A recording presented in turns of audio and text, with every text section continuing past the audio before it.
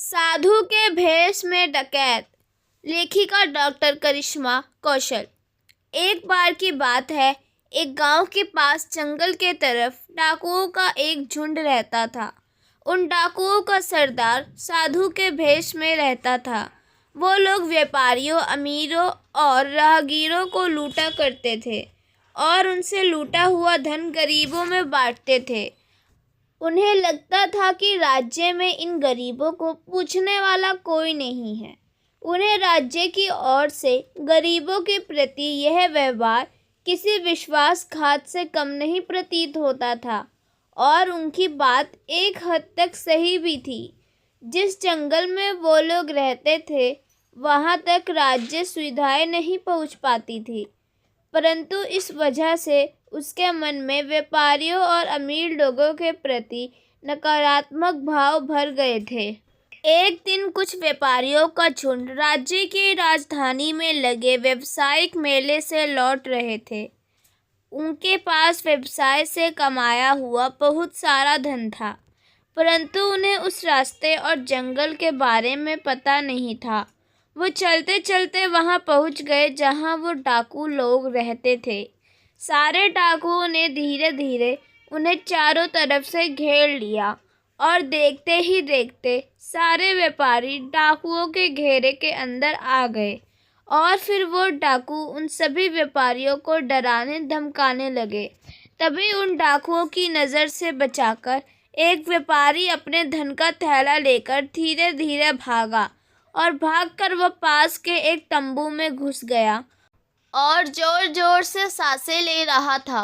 भागते भागते थक गया था और डरा हुआ भी था। तभी उसने देखा कि उस तंबू के अंदर एक साधु माला जप रहा है।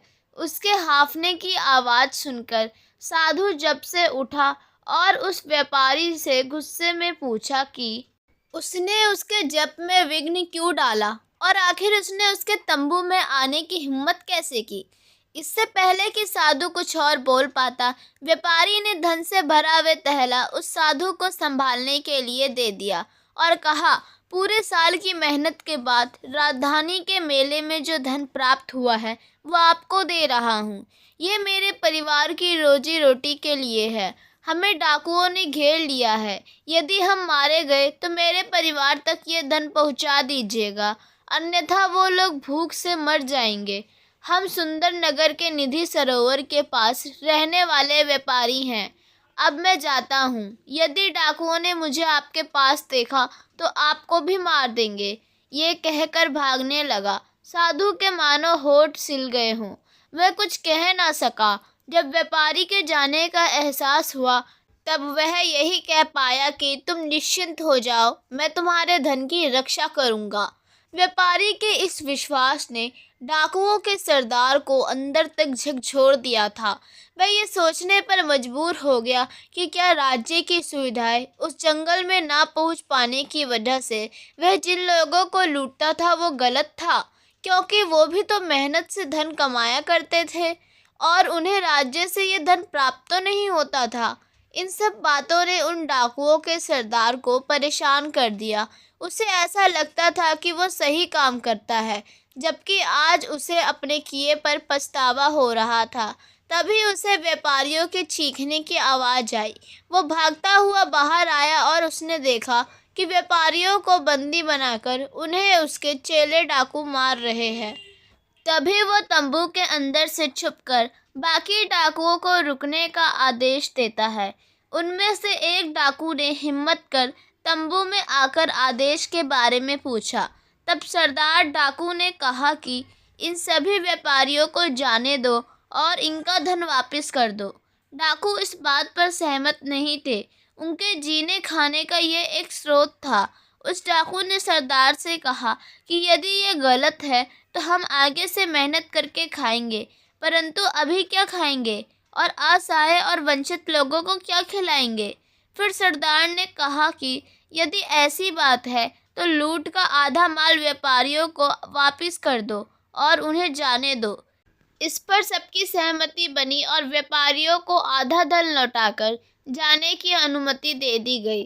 फिर हिम्मत कर व्यापारी अपना थैला लेने वापस तंबू में आया और ये क्या, अपनी आंखों से सच्चाई देखकर वह स्तब्ध था।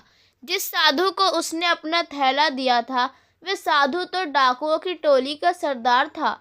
लूट के धन को वह दूसरे डाकुओं को बांट रहा था। ये सब देख व्यापारी वहां से निराश होकर वापस जाने लगा। वह मुड़ मुड़कर तंबू की तरफ देख रहा था और ठगा सा महसूस कर रहा था।